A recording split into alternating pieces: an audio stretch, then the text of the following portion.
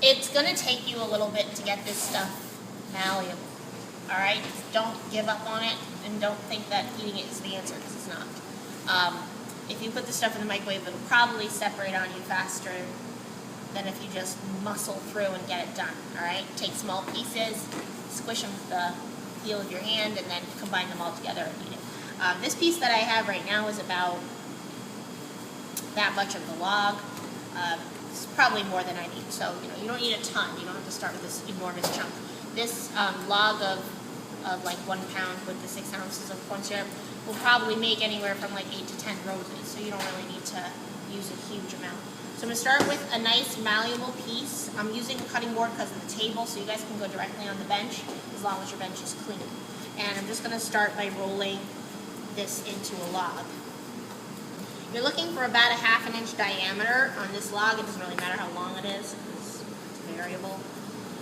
As long as you got about ½ inch, that should be good. And from there, you're going to cut yourself 14 little nuggets. Alright, and the size of the nugget that you cut is going to determine the size of the petal of the rose. I'm going to go for like a medium to large, but you go with whatever you're comfortable with. If medium to large intimidates you, go small to medium. It's not imperative that you have the same size as me. Oh, sorry. So just cut yourself some nuggets.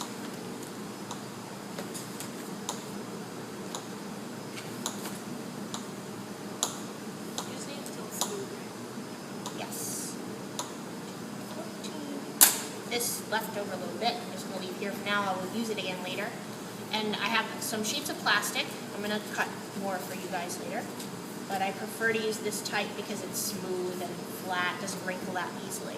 Now there's 2 ways you can do this. You can do it the, like I have really hot hands way, or I have really cold hands way. So for the hot hands way, you would just take a piece like this and just kind of press it down into a little pellet type disc and place it. If you have the cold hands, you probably want to kind of maneuver it a little and then squeeze it down. Yes. Do you need to cover the chocolate when you're not using it?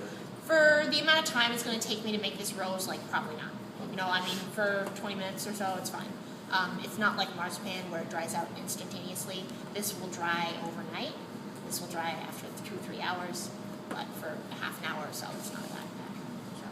So you got to choose which way is going to work the best for you. I obviously have the cold hand situation, so I like to roll them an extra little bit to make sure that they are still like malleable when I'm about ready to use them.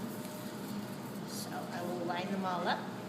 So I roll 14 because Murphy's Law states that if you have exactly enough, you will need more. So it's a 12 petal rose, but I do have 2 extra petals because, well, like I said, inevitably, if I don't have enough, if I have exactly enough, I will need more. So always make a couple extra. Never hurt anybody.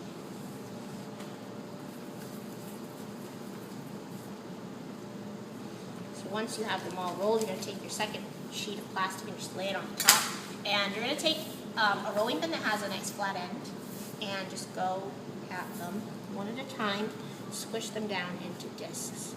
I find this to be a lot faster and easier than going at them with my thumbs because that just takes a long time. So this is a little more efficient in my world.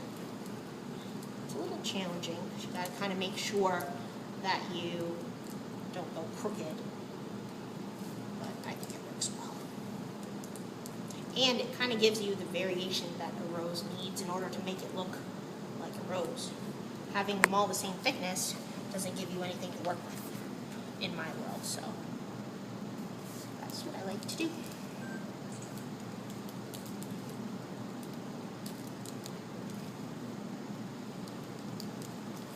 If you find the plastic starting to misbehave, you can always just kind of release it.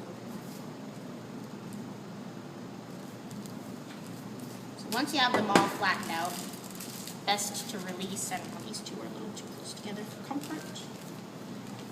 So these 2. There we go. You too, huh? Kissing cousins. Alright, so put them back. And then you're just going to take your thumb or your forefinger, whatever's comfortable, and just start to thin out the very, very, very edge of your petals. I'm not looking for you to start pushing the center out unless you feel like there's a really large lump or something like that. But mostly you're just looking to flatten the edges at this point. And I will only go like 3/4 of the way around, and I'll leave one edge kind of messy. That will be my handle, so to speak, so that I know where the top and the bottom of each of my petals is. Just go all the way around. I'll have you guys like kind of feel these before I move on, that they just kind of slope down, because you're looking to get those edges as thin as possible, because that's the part that matters the most. When you look at the rose, you're not really looking at the center of your petal, you're looking at the edges. So if the edges are thin, that's all you need to worry about. And I'm okay with like, these are like, that one's oval, but it's okay, because at the end, you won't notice any of that as you put the thing together, and it might even help you out depending on the situation. So I don't mind that. That doesn't bother me at all. What does bother me is really, really ragged edges. And you'll see that as I squish them out, they kind of tear, but then as I flatten them with my finger, they sort of meld back together again. But it's not a perfect line. It's a little bit like, if you look really close, it's like, and that's okay, because it's a flower. You know, that's kind of the way real flowers are. So not looking for absolute smoothness, perfection. But I wouldn't want to see tears coming down the centers of your petals really badly. If you have really hot hands, you do have to be aware when you're kneading this stuff and working with it that too much cocoa butter and oil, or whatever you want to call it, doesn't leach out. Because if you find your hands to be slick and slippery and there's like a puddle going on, that modeling chocolate's going to be dry, because all that oil that was making it moist is now on the table and on your hands. So try not to handle it too much more than necessary. And what I find happens a lot with people that have really hot hands is that they melt the outside edge. So like they're trying to knead this block, and the outside's all slippery, the inside's still cold. So really, if that's the case, take a rolling pin and beat it down so it's flat, and then knead it together that way, so you don't end up with that outside-inside situation. Just have to be really cautious of it. And any modeling chocolate would be the same. It's not just this type that's like that. It's just a general principle. And I'm gonna make a cone. So I prefer to do it on the table. You can also put it between your hands and go this way, but I just prefer, this is easier to me, so I just roll at my hand at an angle this way and roll until I get somewhat of a stubby cone. I don't want it to be really long and skinny, because the longer and skinnier, the harder it is to keep that rose upright as you're making it. So just a stubby little cone. And then I'm going to take it up against my petals, find somewhat of a medium size, and just match it up to about 2/3 across, and then give a pinch. And that's going to give you something to work with, something to start from. All right? So we got a little teardroppy shaped guy. Now you can peel that off. And I'm going to start with the petal. I'm going to start with the ugliest one I have, because you're not really going to see much of it. And this one's kind of ugly. All I'm going to do is I'm just going to, first of all, if you have cold hands, make sure it's flexible. So maybe you just kind of warm it up a little in your hands. And I'm going to pick this up so you can see. I'm going to do it backwards. I usually would do it this way, but I'm going to place the thick part of my petal right at the very base of my little teardroppy thing, and press it up. I'm going to fold over one side and wrap it all the way around. Because this little teardrop thing, I don't want to see it. I don't want to see it. I just am going to use it to shape that first petal. So I'm folding it all the way up, and then the other petal, I'm just going to start at the top and kind of work my way down and wrap it until I get a like bud type thing. All right, press it in a little at the bottom, and then you can go and maybe peel that back a tiny bit if you think it looks right. And there is your first petal. Okay, petal number 1.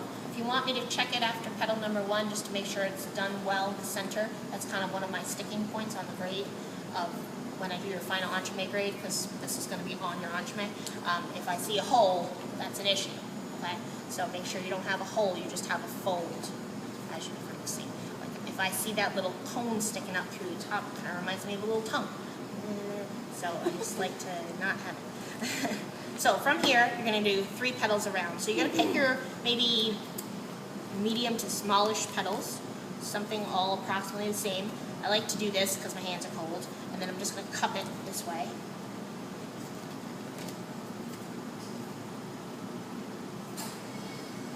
If you have really severe problems with cold hands and whatnot, you might just cup and place each petal separately, but if you can work fast enough, you can do them all three at once. So I'm going to start with this one, and I'm going to go right over my first petal opening, and I'm just going to match the top of the petal with the top of the petal. So everything should go this way in line. And I'm going to seal down one side, and I'm going to leave the other side open. It doesn't really matter which one it is, as long as you leave one open. All right, and then I'm going to take my next petal, overlap, making sure everything's in line this way, and seal down both sides. You'll see how I'm doing it. I like rub my finger this way. It will really depend on how hot your hands are and how sticky your modeling chocolate is as to how much you need to work at this part. For me, it's usually a challenging part. I usually have a hard time with it not sticking, but today seems to be going okay. The last petal, just slip it in the back door, and then wrap it around both. All right? And then from there, press down on the bottoms. God, this is beautiful modeling chocolate. Hooray. And I use my paring knife to kind of maybe maneuver the petals around a little here and there to make sure they're appropriate. And then I'll take my thumb and my knuckle, my forefinger, and use that to peel back edges and make them a little bit, you know, ruffled. I like to have an open plan rose. That doesn't sound right. An open plan, an open floor plan. Because I don't know, it's just the way I like them. Other people like to close everything in real tight.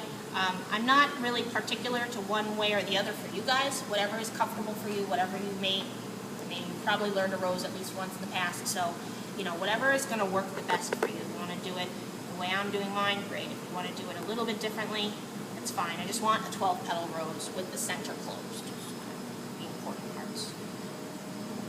And if you like to do the little pinchy thing, you can do the pinchy thing. Whatever works for you.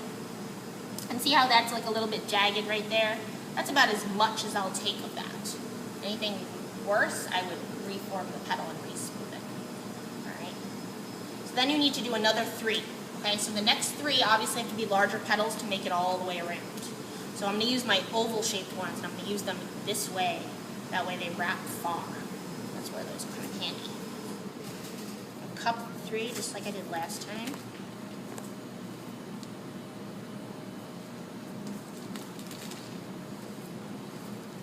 And for this one, I'm going to start at like the V of one of my other ones. And again, trying to match the petals this way. Same technique, close down one side, leave the other side open. And wrap evenly all the way around as best you can.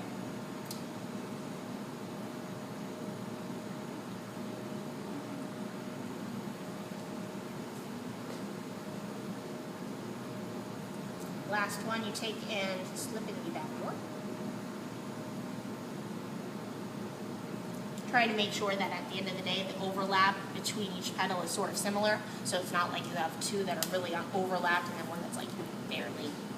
So that's sort of the challenging part of the whole thing.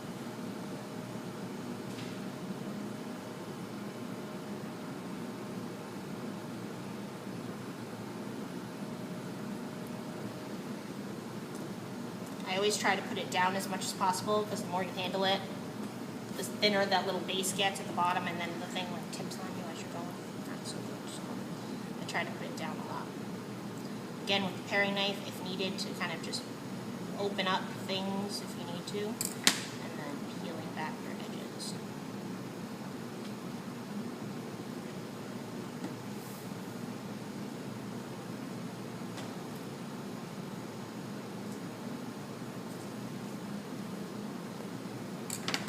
The last is 5, and really you just use what you have left at this point. Again, you can cup them all.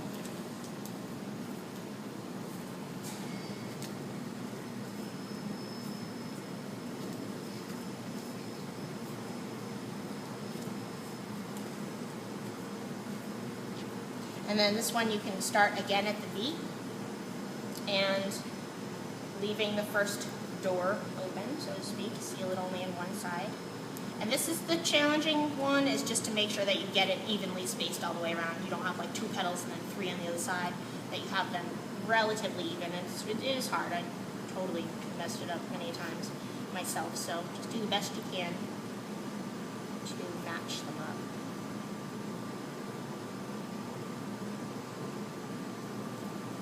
Ooh, hang on a sec. Oopsie. The best part about having cold hands is being able to fix your mistakes like that. Just kind of does whatever you want it to do. After 3 petals, you should be about 2/3 of the way around. So to give you kind of an idea.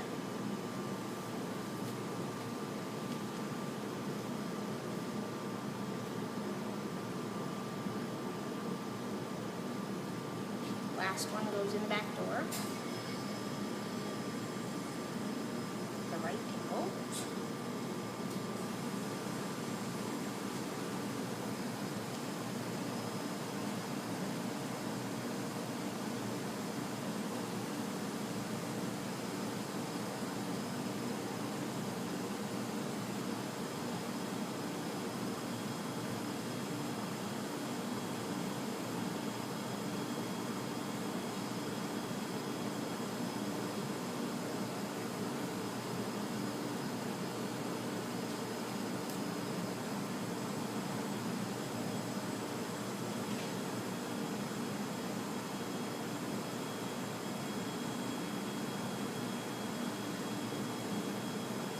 That would be my finished product.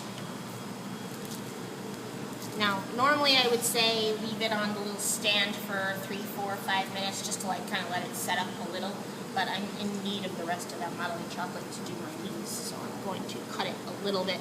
I will trim the bottom of this again, like because I want it to be trimmed right at the base. The idea of this rose is it's going to lay on the entremet kind of sideways, so try not to have a very deep rose.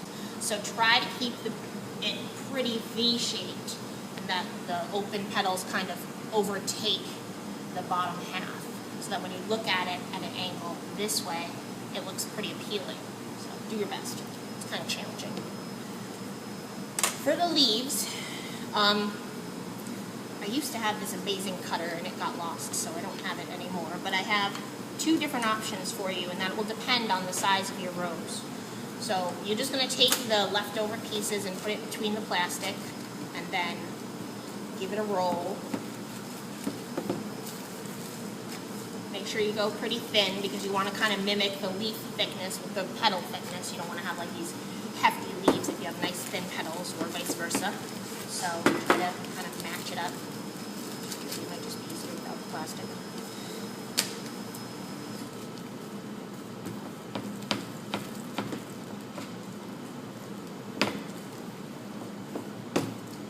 Once you have a piece that's sufficient, you have 2 options. I have this cutter and I have this press that are very nice, but this leaf is definitely too small for this rose. So if your rose is like my size or larger, you're gonna have to cut your own leaves. If it's a little smaller, match it up and see, it might work out. I'll show you how to use it anyway, but I'm gonna make my own leaves just by using my paring knife and my artistic ability. So, where did my paring knife go? Oh, I lost it here. So I'm gonna take my paring knife and I'm just gonna cut myself some nice leafy shapes. I like my leaves to be fatter, personally. Makes me feel less self-conscious of myself, I guess. But if you like long, thin leaves, that's completely okay. Oh, they're a little thick. It's alright, I'll make it work.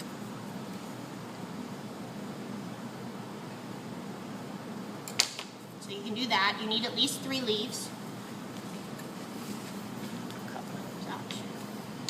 So with this, I would just take the plastic, put it back on top. Always thin out the edges of your leaves. They need to look just like your petals. If I see something that looks like, hey, I just cut a leaf out of modeling chocolate, like, it doesn't look good.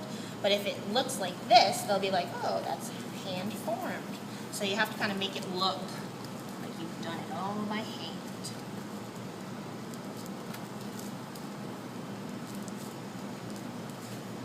So do the same basic technique of thinning your edges.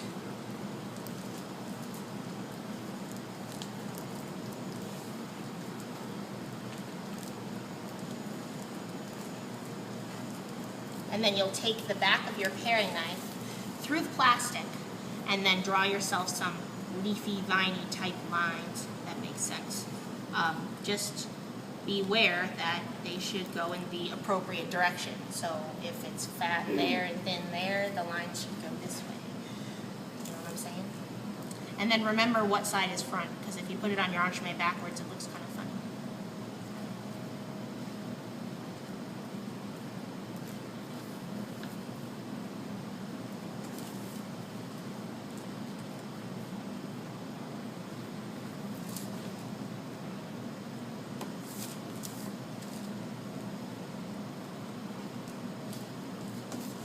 I don't try to do these very evenly, these lines, because I feel like it's a leaf, you know. It's going to have some differentiation, and that's okay. You can just peel it back, and then, you know, twist it into a leafy type form. These usually will stay kind of as you put them. You don't need to, like, rest them on anything to get them to form properly. If you want to, you can, but it's usually not necessary. So just give them a couple different twists.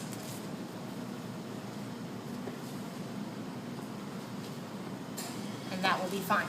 One last little thing here is if you do decide to do this, you take the cutter, like this goes with this, so you use them in conjunction with each other.